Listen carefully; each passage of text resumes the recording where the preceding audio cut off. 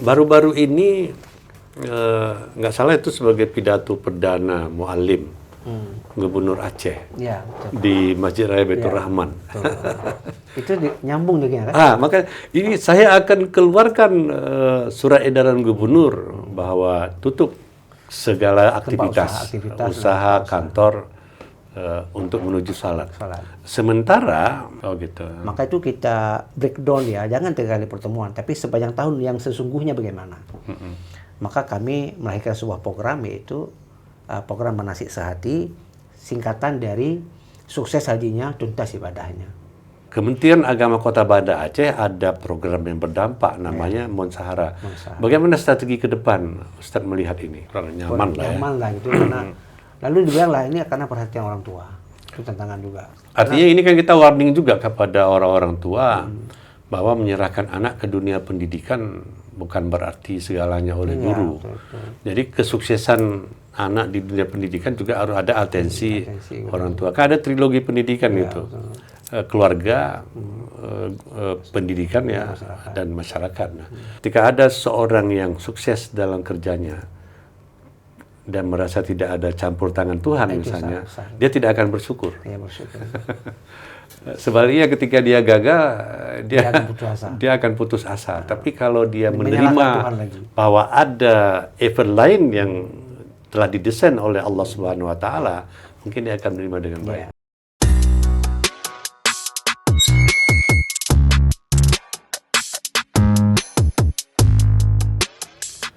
Assalamualaikum Ustaz ya. Waalaikumsalam. Ini kita ketemu kembali ya. Terima kasih sudah hadir kembali ya. Kita sapa dulu generasi humanis. Generasi humanis ya, bahagia selalu. Di tengah kita sudah hadir Ustadz Salman Arifin, Sarjana Pendidikan Magister Agama. Beliau adalah Kepala Kantor Kementerian Agama Kota Banda Aceh. Banda Aceh sebagai ibu kota provinsi.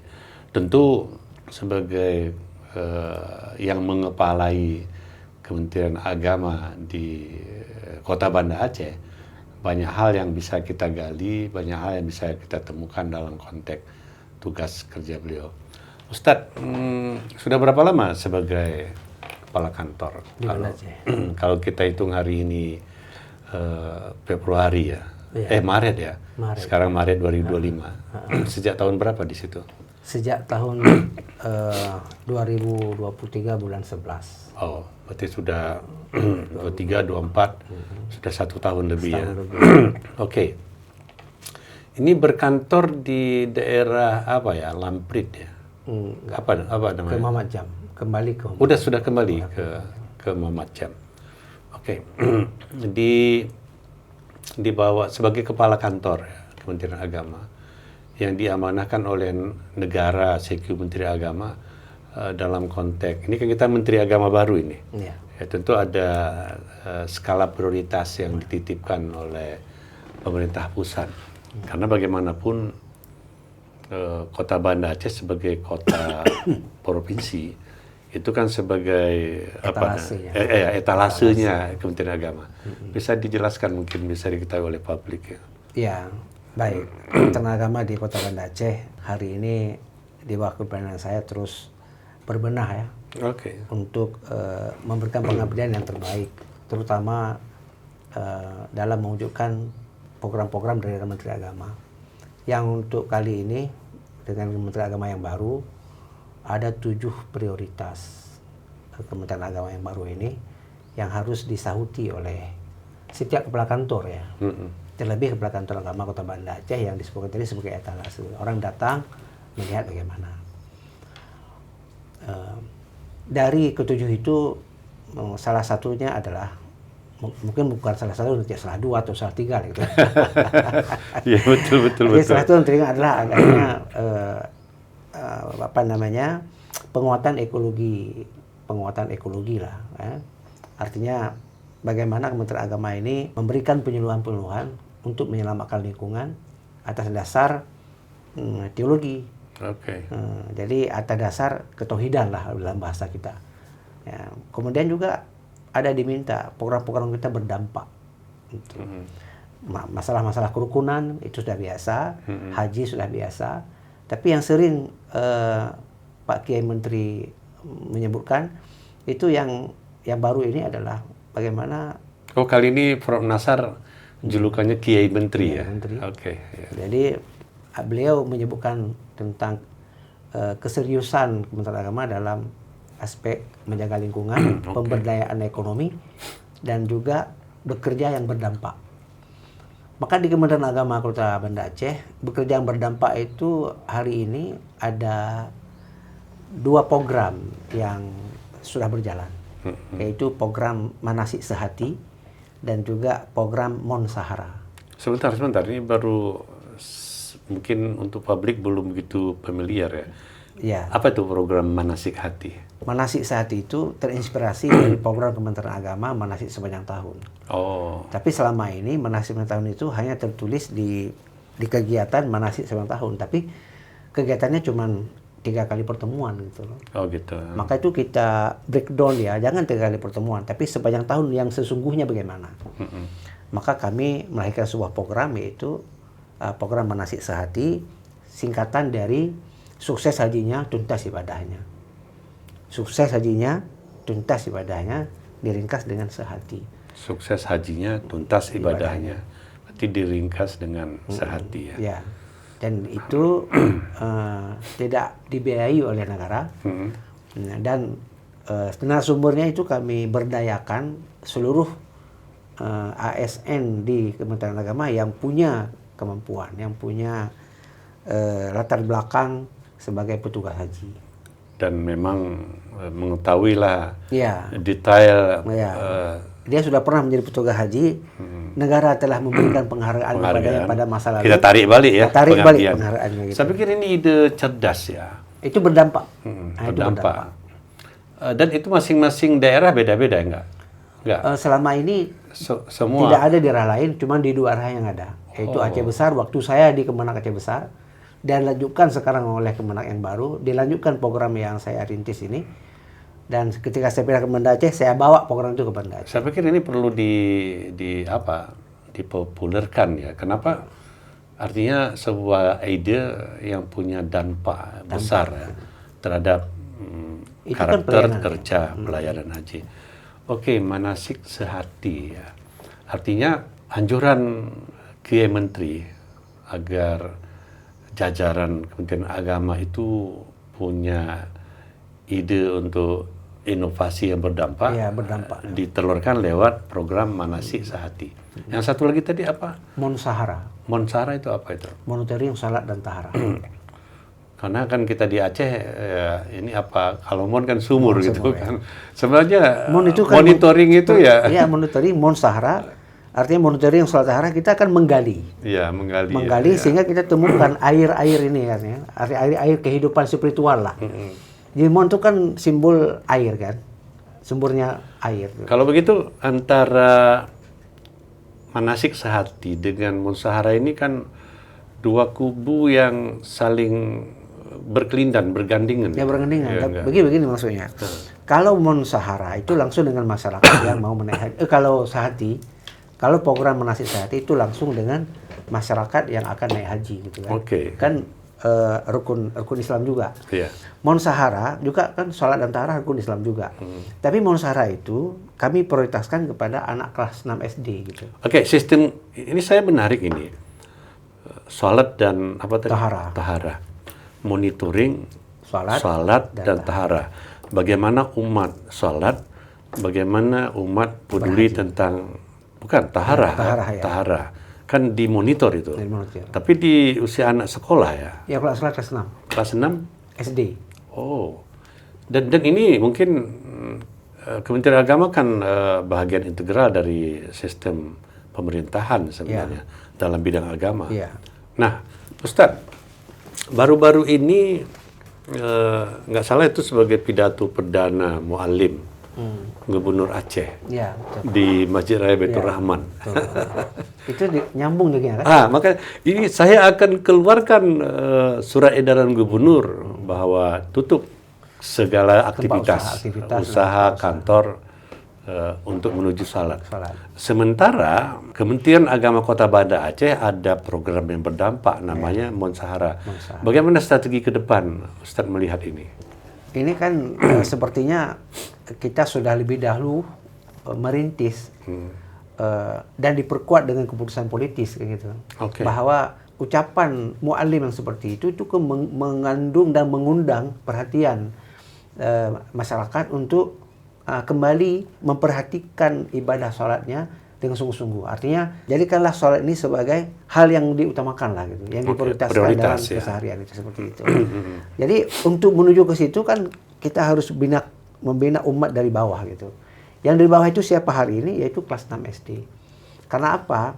Karena antara SD dan SMP persoalannya kan cuma 2 jam mata pelajaran agama kan, sangat singkat sekali. Tanpa kita mulai seperti ini, kita nggak tahu sejauh mana udah pencapaian yang khususnya salat. Kita nggak melihat yang lainnya, pengetahuan tentang Al-Quran hadisnya bagaimana, sejarah Islamnya bagaimana, enggak.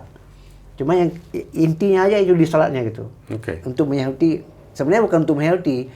Sekarang aja udah muncul mu'alim seperti itu, jadi ada semacam link tersendiri secara natural. Dan ini sebenarnya gayung bersambut. Iya, bersambut ya. Dan saya kira Ustadz sebagai kepala kantor ini harus merespon serius ya. Artinya ada pembenahan karena memang di level sekolah itu kan sangat menentu bagi generasi berikutnya. Ya. Yang dampaknya apa? Ketika ini saya buat, kepala sekolah itu langsung membrief guru-guru pendidikan agama di situ untuk segera mengambil waktu mengajarkan anak-anak karena akan dimonef itu. Jadi berdampak di sekolahnya aktivitas anak-anak bagaimana menyempurnakan wudhunya, menyempurnakan sholatnya. Ini penting saya pikir. Dalam aksi apakah ini anak-anak melakukan bukan praktek sebenarnya, melakukan sholat jamaah lah bahasa syar'inya kan. Itu di musala sekolah atau memang ada masjid terdekat? Yang nggak ada musallanya. Dibuat kelas ya? Dibuat kelas langsung. Dibuka. Pokoknya ada aktivitas sholat di tempat itu dan ini sangat baik. Dan itulah terinspirasi waktu saya kecil dulu sama Ibu Zubaidah dulu yang dalam pertemuan yang lalu. Bahwa Ibu Zubaidah itu bagaimana mempraktekkan ibadah itu pada yang membekas itu hari ini seperti itu.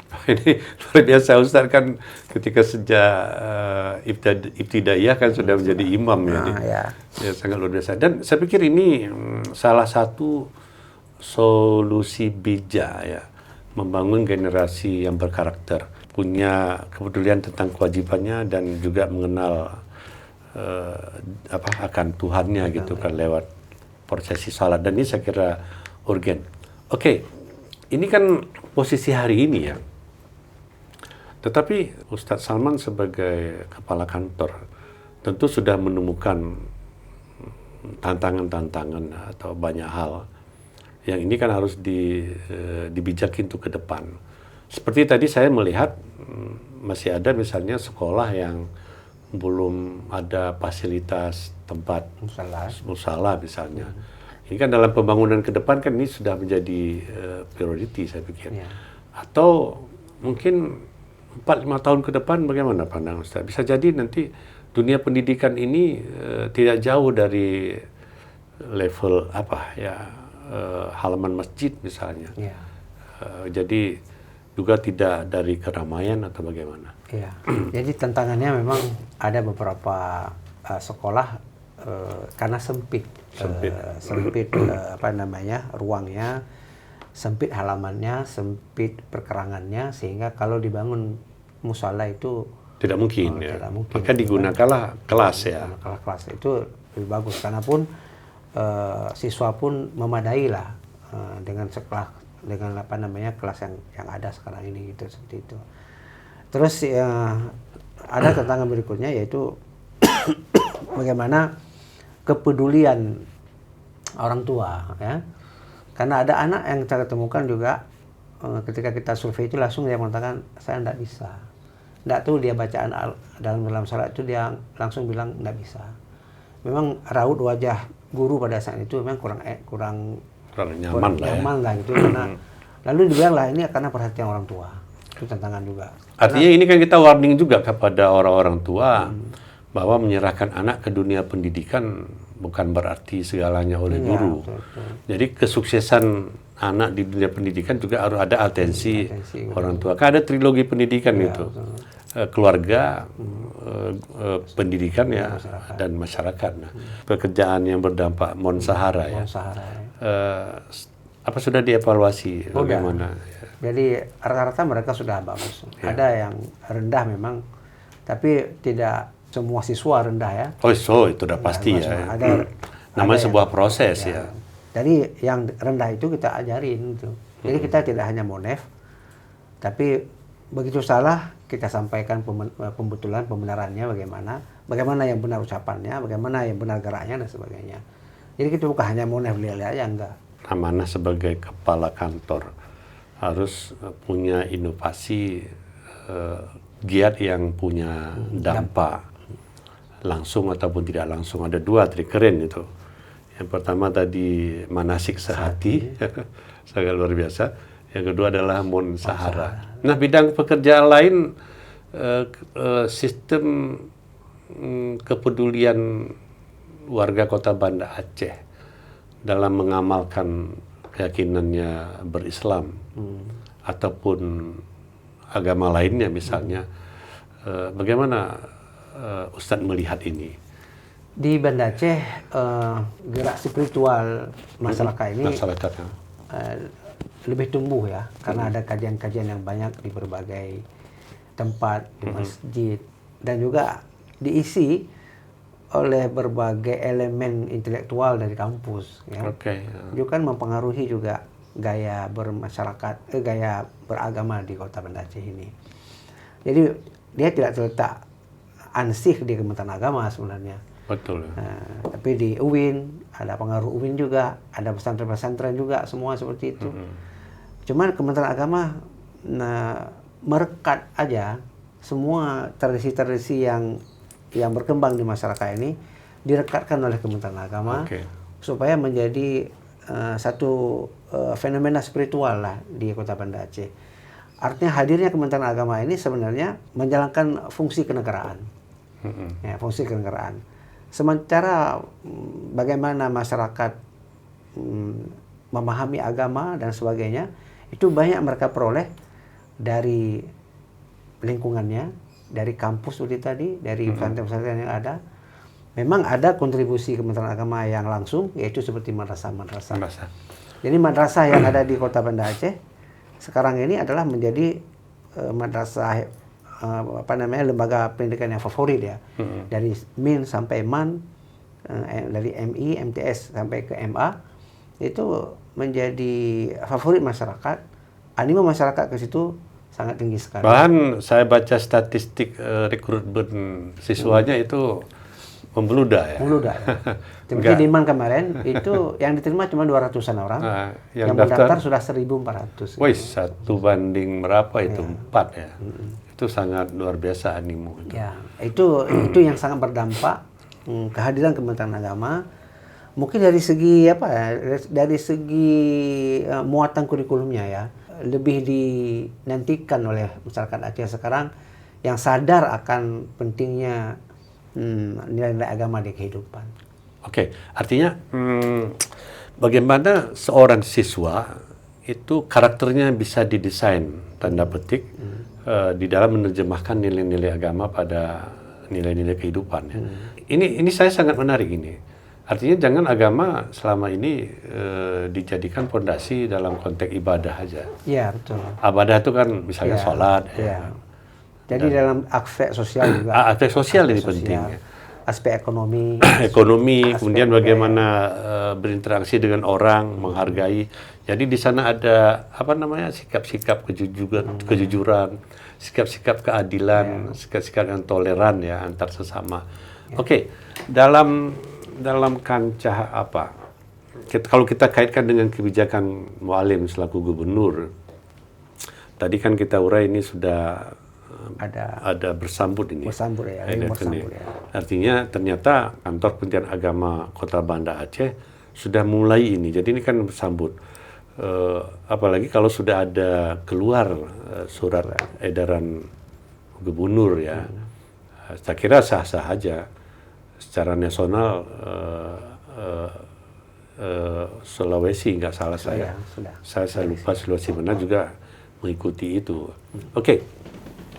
Prediksinya kira-kira ada nggak tantangan yang akan dihadapi itu di dalam aplikasi itu? Sebenarnya kalau kita cari-cari ada tantangannya. Oh ya. Kalau kita cari-cari ada tantangan. Tapi sejauh ini yang ada dukungan. Dukungan. Berarti ini kan energi positif yang kita sebenarnya kan kalau dalam perspektif Islam kan husnudzon ya. Jadi itu sebenarnya menarik energi positif sehingga itu menjadi daya dorong yang kuat bagi seseorang untuk bertindak dan berbuat. Justru kita bergerak dari tantangan yang kita prediksi gitu kan. Misalnya begini, kita buat manasik sehati. Apa tantangannya? Narasumbernya di mana? Di mana uangnya dan sebagainya. Ya kan? Jadi justru ketika kita lihat tantangan seperti ini, kita buat persuasi dengan teman-teman. Mau nggak kita saling memberikan apa yang kita peroleh selama ini untuk kebaikan umat, untuk kemaslahatan umat, terutama yang naik haji misalnya. Ternyata sambut. Kan masalah kelola ya. Sebentar, itu dari orang-orang yang berhaji, ya, pulang haji itu kan ada lembaga yang menaungi. Ikatan Persaudaraan Haji Indonesia, IPHI ya. Jadi ini bagaimana dalam konteks, apakah mereka terpisah atau ada keterkaitan dengan Kementerian Agama? Terpisah. Dia kan terpisah, ya? Dia ormas lah ya. Ormas ya. Ormas IPHI dan yang pertama saya tengok ya, saya lihat, saya kaji, IPHI itu untuk menghimpun para alumni haji untuk melakukan aktivitas keagamaan pasca sosial keagamaan pasca haji ya. Itu lebih seperti itu. Sedangkan untuk memberikan semacam pemikiran-pemikiran dan sebagainya, semacam terobosan apa yang akan diberikan kepada negara ini sejauh ini belum. Tidak bisa diharap, apalagi yang menjadi motor penggeraknya. Biasanya kalaupun dulu dia pernah di ASN, mereka saat ini sudah pensiun ya. Jadi memang sifatnya kekeluargaan sebagai in memories dari kehajian itu. Lebih kepada merawat kemabruran. Istilahnya yang merawat ya, merawat kemabruran haji. Oke. Di Provinsi Aceh, kantor Kemenak mana aja yang mengikuti tren ini, manasik sehati, atau semuanya sudah? Tadi Aceh besar, yang lain nggak ada. Oh yang lain tadi ini, tapi ini saya pikir perlu dipublis seluas-luasnya ini. Ya ini kan podcast ini kan upaya untuk publis. Iya, sangat luar biasa kan. Malahan saya baru tahu bahwa ada manasik yang mengambil akronimnya sehati. Sehati itu kan. Sehati itu kan maknanya antara pembimbing nanti dengan jamaah juga sehati. Antara jamaah dengan penyelenggara juga harus sehati. Jadi sebuah kata yang dapat disemat ke semua fenomena, semua hubungan. Sebenarnya itulah keindahan nalar ya. Jadi sukses hajinya, tuntas ibadahnya. Nah, sukses hajinya kan ada sehat dia. Ada sehat, tidak kurang apapun, ada pengalaman bisa disebut. Makanya dan ketika manasik kami berikan, itu bukan hanya persoalan ibadah saja. Ada ketauhidan di situ, ada kesehatan di situ. Sebenarnya bukan hanya fikih aja. Ini sebenarnya kita harus merubah mindset Muslim kontemporer ini mas saya. Tidak hanya masalah-masalah ibadah saja yang kita inginkan kepada masyarakat untuk mengamalkan agamanya dari sisi ibadah ya. Iya betul. Tapi dari segi muamalah tadi juga, dari sisi keekonomi, dari sisi lingkungan. Ini Kementerian Agama salah satu yang saya kira tadi adalah kan ada ekoteologi gitu. Iya, ekoteologi. Jadi ekoteologi itulah yang nantinya dikembangkan. Kemarin kami sudah sampaikan ke penyuluh agama, ya, bakti sosial menanam pohon di sekitar. Saya pernah baca dan mengetahui di Birun juga itu. Misalnya seorang pemuda yang akan dinikahkan. Itu termasuk seperti itu. Kan ditanya dulu. Bahasa Acehnya, Padit Ba'u kan pula. Berapa sudah pohon kelapa yang ditanam? Itu kan di samping mengajarkan persiapan ekonomi untuk berkeluarga, tetapi juga kan ekoteologi itulah yang dikembangkan. Itu yang ringan-ringan ya. Jadi lingkungan yang bersih, bagaimana lingkungan yang nyaman, itu menjadi atensi warga. Saya kira menarik juga, dan saya berharap misalnya sebagai warga Kota Banda Aceh, lewat kepemimpinan Ustadz, ekoteologi itu bisa applicable di Kota Banda Aceh. Meskipun ruang terbuka hijau kita terbatas ya, tapi kalau ada kesadaran. Jadi tidak hanya ini masalah pepohonan sebenarnya. Pepohonan ya. Masalah kebersihan juga. Kebersihan itu ya. Apalagi ya, persoalan yang muncul di setiap perkotaan itu kan sampah. Bagaimana mengelola sampah. Jadi mestinya sudah saatnya hari ini kita punya alat untuk mengolah sampah ini. Menjadi apa kayak dia. Sebagaimana yang kita lihat di medsos tuh, ada yang diolah menjadi minyak kembali, ada yang diolah menjadi gas dan sebagainya. Banyak yang bisa menjadi bahan-bahan yang lainnya lah. Sudah saat itu ada ahli teknologi lah seperti itu. Saya buat tantangan kepada USK di sini, ada teman-teman mahasiswa, coba berpikir bagaimana mengolah sampah di kota itu. Itu dengan niat ini mengabdi kepada Allah juga. Itu ekoteologinya itu seperti itu.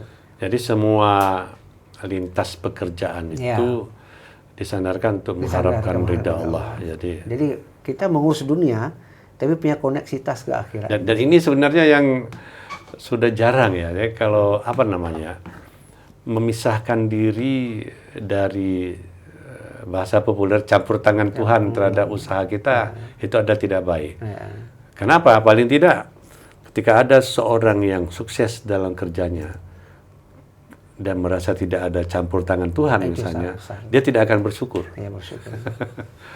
Sebaliknya ketika dia gagal, dia akan putus asa. Tapi kalau dia menerima bahwa ada event lain yang telah didesain oleh Allah Subhanahu wa taala, mungkin dia akan menerima dengan baik. Ini sangat luar biasa nih Ustadz Salman. Terima kasih ya sudah berhadir. Mudah-mudahan dalam kesempatan lain kita bisa bersama kembali.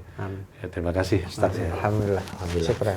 Ya, generasi humanis ya, salam bahagia selalu. Salam bahagia. Jadi itulah banyak hal yang dipetik.